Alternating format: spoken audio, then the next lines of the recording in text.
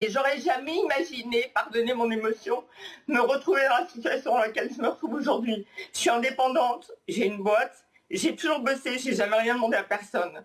On a le Covid qui est arrivé. Je supporte plus d'entendre les gouvernants. Castex hier, je supporte plus, je craque. Ces gens-là décident de la vie et de la mort des autres, d'accord? Ils mentent toute la journée. Je voudrais juste vous dire, monsieur Pro, les politiques vous mentent. Bruno Le Maire vous ment. On vous explique qu'on met en place des tas de mesures. La plupart du temps, c'est pas vrai. Moi, par exemple, je suis censée avoir droit au fonds de solidarité. Et j'ai ici un papier de l'administration fiscale qui m'explique que ma demande est rejetée, que je n'y ai pas droit parce que j'ai un contentieux fiscal.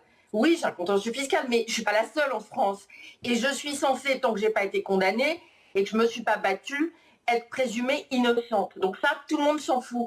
Il n'y a que les indépendants qui ont cette mesure, pas les autres, pas les grandes entreprises. Orange a un contrôle fiscal très important. Eh bien, je pense que les dirigeants d'Orange et que les salariés d'Orange ont droit à toutes les mesures et au chômage partiel.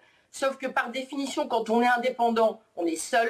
Tout le monde se fout de nous. Moi, je suis aujourd'hui invisible. Je fais partie de la variable d'ajustement du gouvernement, alors qu'on est des millions et qu'on devrait être la richesse de ce pays. On parle beaucoup des petits commerçants, mais on ne parle pas des indépendants. C'est très facile. Moi, aujourd'hui, j'ai 3 enfants. J'ai 2 enfants à charge. Je ne sais pas comment je vais leur donner à manger demain. Je ne sais pas comment je paye ma mutuelle. La dernière fois que je suis allée faire des courses, j'avais le vertige. Je ne sais pas de quoi demain est fait.